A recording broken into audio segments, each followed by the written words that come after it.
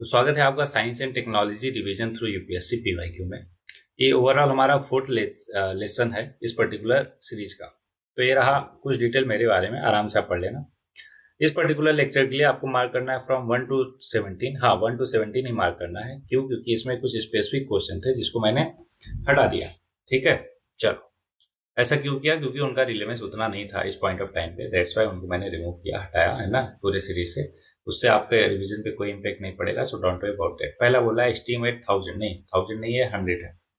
100 degree Celsius in boiling water at 100 degree Celsius. अब सोचो 1000 कर दोगे बॉइलिंग वाटर को तो बॉइलिंग वाटर थोड़े ना रहेगा, है ना। वो तो 100 पे ही कन्वर्ट हो जाता है स्टीम में, राइट। तो contain same amount of heat, ये बोल रहा है। तो ये गलत बात है। क्यों? क्योंकि आप समझो, स्टेट चेंज करने के लिए कुछ एडिशनल हीट चाहिए होती है जिसको हम लेटेंट हीट ऑफ, अगर वेपराइज हो रहा है तो वेपराइजेशन बोलते हैं, फ्यूज हो रहा मतलब सॉलिड से लिक्विड हो रहा है तो फ्यूजन बोलते हैं। ठीक है, अब समझो ध्यान से। कोई भी स्टेट हुआ तो उसमें जो टोटल एनर्जी होती है एमसी डेल्टा टी होती है। ठीक है, अब उसमें अगर लेटेंट हीट को ऐड करते हैं तब वो सेम टेम्परेचर पे उसका स्टेट चेंज होता है। फॉर एग्जांपल सॉलिड से लिक्विड होता है और लिक्विड से गैस होता है। ठीक है, उसको क्या बोलते हैं? लेटेंट हीट ऑफ फ्यूजन या फिर वेपराइजेशन। अगर सॉलिड से लिक्विड हो रहा है तो फ्यूजन हुआ और लिक्विड से गैस हो रहा है तो वेपराइजेशन हुआ। तो पहला स्टेटमेंट गलत। दूसरा, latent heat of fusion of ice is equal to latent heat of vaporization of water, बिल्कुल गलत, दोनों अलग अलग होते हैं। तो बच्चा कौन सा? तीसरा। तीसरा करेक्ट हो जाएगा, आराम से आप पढ़ लेना। तो ये रहा इसका एक्सप्लेनेशन। मैंने इतना डिटेल में समझा ही दिया, इसलिए एक्सप्लेनेशन की जरूरत नहीं, आप चाहो तो पढ़ सकते हो। Next question, with reference to the blood in a normal person which one of the following statement is are correct. तो चार स्टेटमेंट है, इसका बिल्कुल करेक्ट स्टेटमेंट है कि blood has more platelets than WBC. ऐसा क्यों? आप ध्यान समझो। जो ब्लड होता है उसमें चार पार्ट होते हैं। क्या? प्लाज्मा, प्लेटलेट्स, डब्ल्यूबीसी और आरबीसी। ठीक है, तो जो ब्लड है उसमें जो प्लेटलेट्स होते हैं, अभी मैंने समझाया कि वो ज्यादा होते हैं डब्ल्यूबीसी से। होपफुली ये करेक्ट है आपको। अच्छा, प्लेटलेट्स नॉर्मल कितने होने चाहिए? 1.5 लाख से लेकर 4.5 लाख के बीच में होने चाहिए। अगर इससे कम या ज्यादा हुआ तो दिक्कत वाली बात है ना। तो सोचो, डेंगू जिनको हो जाता है उनके प्लेटलेट्स गिर जाते हैं, इसलिए उनको प्लेटलेट्स बढ़ाने के लिए क्या क्या तरकीबें बताते हैं डॉक्टर, है ना। क्या? पपाया खाओ, ये करो, वो करो, राइट। सॉरी, पपाया नहीं, वो उसका जूस पियो, क्या बोलते हैं उसको? नारियल का, नारियल का पानी पियो। नेक्स्ट क्वेश्चन है आपके सामने, with reference to work of the human kidney consider the following statement. पहला है, after the waste is removed in a kidney the cleaner blood is send back through the renal artery. बिल्कुल गलत, renal veins के through भेजते हैं, artery के through नहीं। अगला, from Bowman's capsule the filtered liquid passes through tiny tubes where much of the glucose is reabsorbed and the send back to the blood in the renal veins. बिल्कुल सही बोला, यहाँ पे वेन्स बोला इसलिए बी ऑप्शन करेक्ट हो जाएगा। Explain कर ही दिया, इसलिए आराम से पढ़ लेना आप। Next question, human diet should compulsory contain glycine, serine और ट्रायोसिन, टायरोसिन। पहले दूसरा भी देख लेते फिर उस पे आते हैं। Essential amino acid can not be synthesize in the human body. देखो ये बिल्कुल सही है, इसेंशियल अमीनो एसिड है ना, सिंथेसाइज नहीं होते। लेकिन पहला जो एसेशन बोल रहा है ना, ग्लाइसिन, सेरिन और ट्रायोसिन, ये इसेंशियल अमीनो एसिड नहीं है ना, ये नॉन इसेंशियल या फिर कंडीशनल अमीनो एसिड है। दैट्स वाई पहला गलत, दूसरा सही, पहला गलत, दूसरा सही, ऑप्शन डी जो है करेक्ट आंसर हो जाएगा। एक्सप्लेनेशन आप चाहो तो कर सकते हो। एक्चुअली क्या हुआ कि इस पूरे लेक्चर को रिकॉर्ड करते टाइम लास्ट में मैंने देखा कि ऑडियो ही नहीं आ रही है, समझ रहे हो। तो पूरा का पूरा लेक्चर रिकॉर्ड करके लास्ट में पता चला ऑडियो ही नहीं आ रही।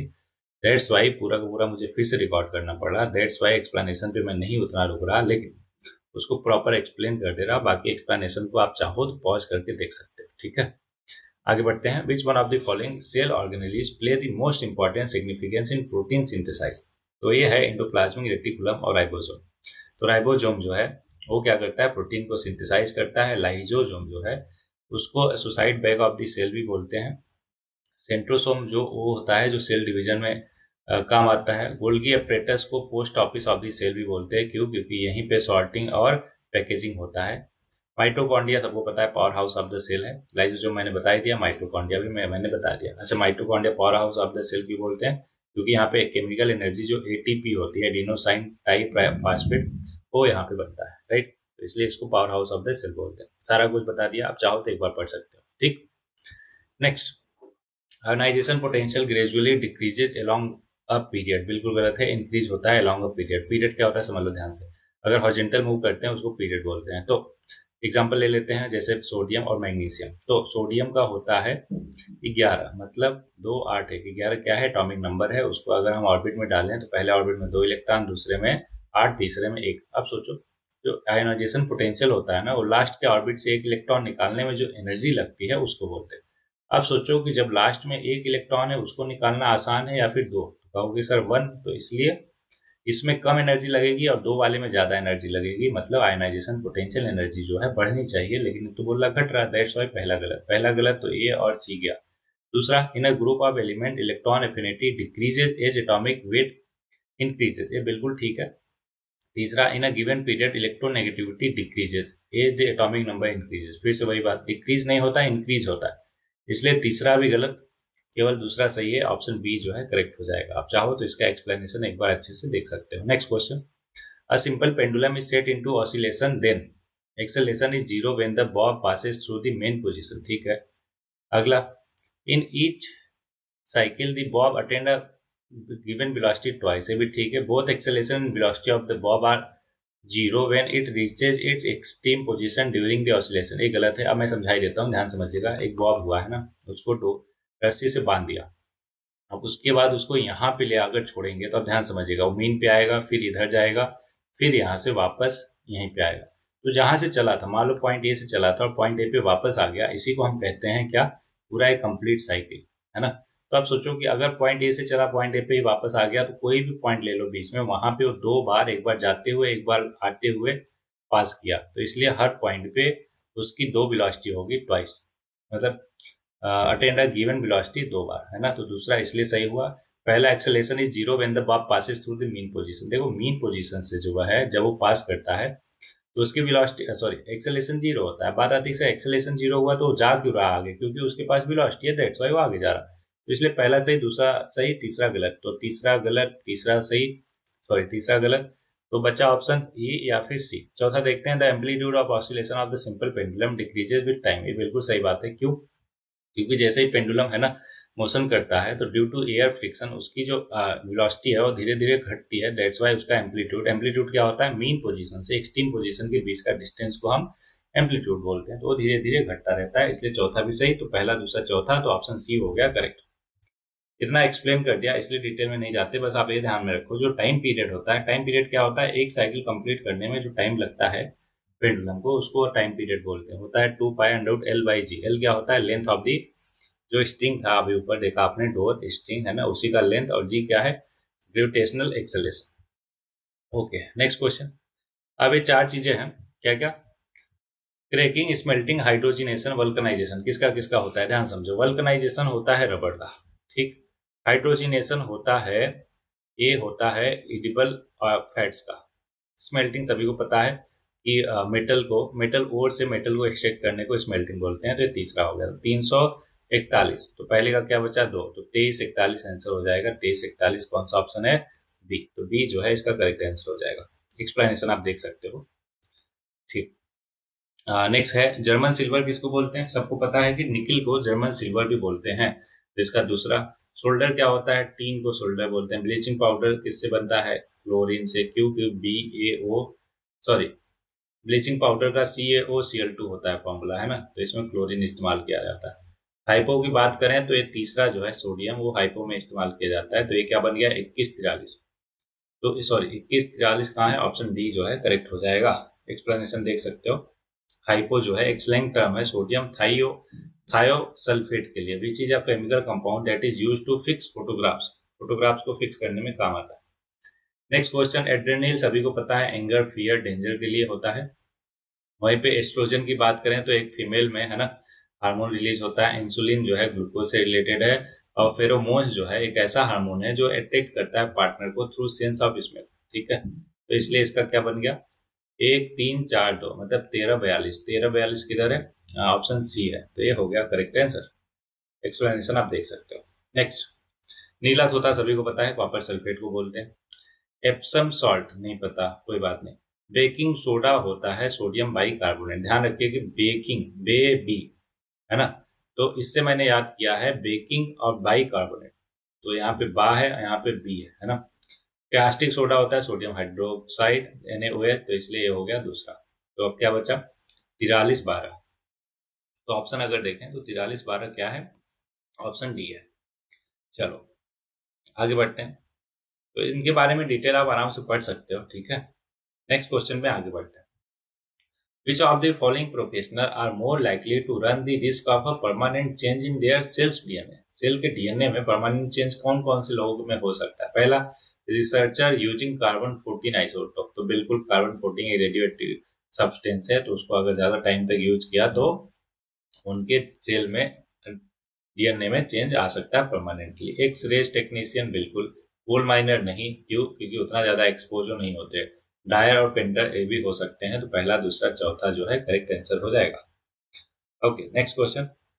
Who among the following anticipated Newton by declaring that all things gravitate to the earth? तो इसमें चारों में करेक्ट आंसर है ब्रह्मगुप्ता। और उसके साथ में उन्होंने कुछ और चीजें बताई थी। क्या क्या कंट्रीब्यूशन था उनका कि he defines the properties of number zero, है ना। ध्यान रखिए, प्रॉपर्टीज डिफाइन किया था नंबर जीरो का। नंबर जीरो को आर्यभट्ट जी ने ही वो किया था। अगला, which was crucial for the future of mathematics और साइंस। साथ में ही discovered the formula to solve quadratic equation. He developed method for calculating the area and volume of various geometry shapes such as triangles, quadrilaterals, circles, sphere, cylinder और cones. He introduced the concept of negative number and fraction and gave rules for their operation. तो ये सारे के सारे contribution थे ब्रह्मगुप्त जी के। Next question. Which one of the following is the correct sequence order in which these appear under simulated primitive earth condition? मतलब primitive earth condition को simulate किया laboratory में, तो कौन कौन से गैसेस जो है करेक्ट सीक्वेंस है। तो इसका करेक्ट आंसर है मेथेन, फिर हाइड्रोजन साइनाइड, नाइट्राइल और फिर अमीनो एसिड। ए करके बना है ना, तो ऑप्शन ए जो है करेक्ट आंसर हो जाएगा। एक्सप्लेनेशन देखते हैं, ध्यान समझिएगा कि the correct sequence in which ऐसा ऐसा, this is based on the famous Miller Urey experiment. एक मिलर यूरे एक्सपेरिमेंट किया which simulated the condition of the early earth atmosphere and ocean to test whether organic molecule could be formed from inorganic ones। जैसे experiment में use किया water को, methane को, ammonia और hydrogen को, and an electric arc to mimic lighting। The results show that amino acid and other organic molecules were produced from the reaction of methane and hydrogen cyanide, which were themselves formed from the breakdown of ammonia by electric spark। Nitriles are a type of organic compound that contain a carbon-nitrogen triple bond, and they can be derived from the hydrogen cyanide as well। Therefore, the sequential order of appearance of these molecules under the simulated primitive earth condition is पहले methane, फिर hydrogen cyanide, फिर nitrile, फिर amino acid. Okay, next question. Which type of colloidal system is express in the fog. तो fog में क्या होता है, देखो फॉग में जो लिक्विड होता है वो एयर के साथ मिक्स रहता है, राइट। तो लिक्विड इन अ गैस जो है इसका करेक्ट आंसर हो जाएगा कोलाइडल सिस्टम। देख लेते हैं, fog is a colloidal system in which liquid water droplets are dispersed in a gaseous medium such is air. This is also known as aerosol. इसको क्या बोलते हैं, एरोसोल भी बोलते हैं। Are colloidal system in which one substance is dispersed throughout another substance in the form of very small particles। The dispersed particle in an aerosol are typically between 1 से 1000 nanometer, nano मतलब 10 की power -9 metre, है ना, in diameter, which is very small to be seen with naked eyes। अब देख सकते हो यहाँ पे सोल्यूशन क्या होता है, एक mixture in which one substance is dissolve in another substance, जैसे salt water, sugar water, vinegar, ये सब के साथ। कोलाइड क्या होता है, mixture in which one substance is dispersed throughout another substance in the form of very small particle. मतलब पूरी तरीके से मिक्स नहीं होता है ना, बस स्केटर्ड होता है, फैला होता है थ्रू आउट द जो भी है सोल्यूशन में, जैसे मिल्क, ब्लड, आइसक्रीम, ये सब। सस्पेंशन की बात करें तो mixture in which one substance is dispersed throughout another substance in the form of large particle. वहां पे क्या था, वेरी स्मॉल पार्टिकल, यहाँ पे लार्ज पार्टिकल, जैसे sand water, mud water, oil water, ये सब के सब।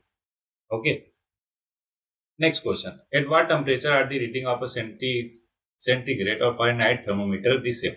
मतलब सेंटीग्रेड और फारेनहाइट दोनों में सेम ही टेम्परेचर दिखाता है, तब होता है जब -40 डिग्री हो। कैसे, ये देख लेते हैं। एक फॉर्मूला बस आप ध्यान रखो कि फारेनहाइट को अगर कन्वर्ट करना है आपको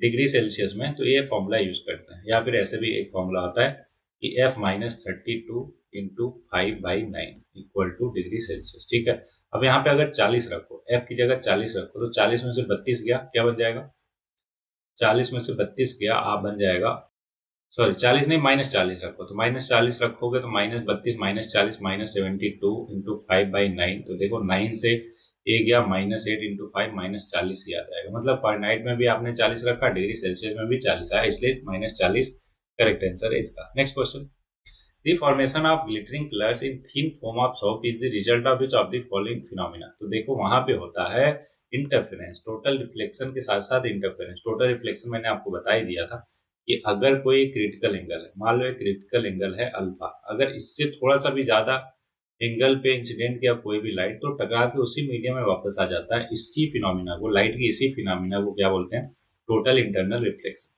और इंटरफेरेंस आपको मालूम ही है। तो ये रहा आपके सामने explanation की formation of glittering color in thin foam of soap is the result of total reflection and interference of light। मतलब रंग बिरंगा कलर दिखता है फोम ऑफ सोप का, ठीक है। टोटल इंटरनल रिफ्लेक्शन बता ही दिया, इंटरफेरेंस समझो, the two reflected wave interfere with each other and the colour of light that is seen depend on the thickness of the film. The film is thick enough, the two reflected wave will destructive interference. Destructive क्या होता है समझ लो ध्यान से। एक होता है constructive interference, एक होता है डिस्ट्रक्टिव इंटरफेरेंस। कंस्ट्रक्टिव तब होता है जब सेम फेज में मिलते हैं, डिस्ट्रक्टिव तब होता है जब डिफरेंट फेज में मिलते हैं। आपको ये सारी चीजों के बीच में नहीं पढ़ना, आप सिंपल बस ये समझो कि if the film is thin enough, the two reflected wave will constructively interference and certain colour of light will be सी।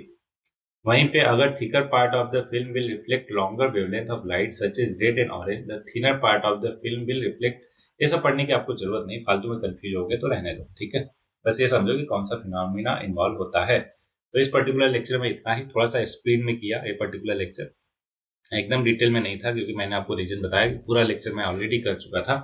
फिर पता चला ऑडियो नहीं आ रहा, दैट्स वाई मुझे फिर से पूरा का पूरा लेक्चर रिकॉर्ड करना पड़ा, इसलिए थोड़ा सा स्पीड में तेजी से किया। तो जैसा कि आपको मालूम है लास्ट में 2 लाइन रहती है आपके लिए, तो आज के लिए है कि you are not too old to set another goal और to dream a new dream. तो होपफुली आपको ये बात का एहसास होगा कि आप कभी भी इतने पुराने नहीं होते, इतने ओल्ड नहीं होते हो कि आप नया गोल सेट कर पाओ या नया ड्रीम देख पाओ। ओके, चलो, तो नया गोल सेट करते रहो, ड्रीम नए देखते रहो। इसी के साथ इस लेक्चर को समाप्त करते हैं, मिलते हैं किसी नए लेक्चर में। तब तक के लिए लड़ते रहिए किस्मत से, पढ़ते रहिए और आगे बढ़ते रहिए।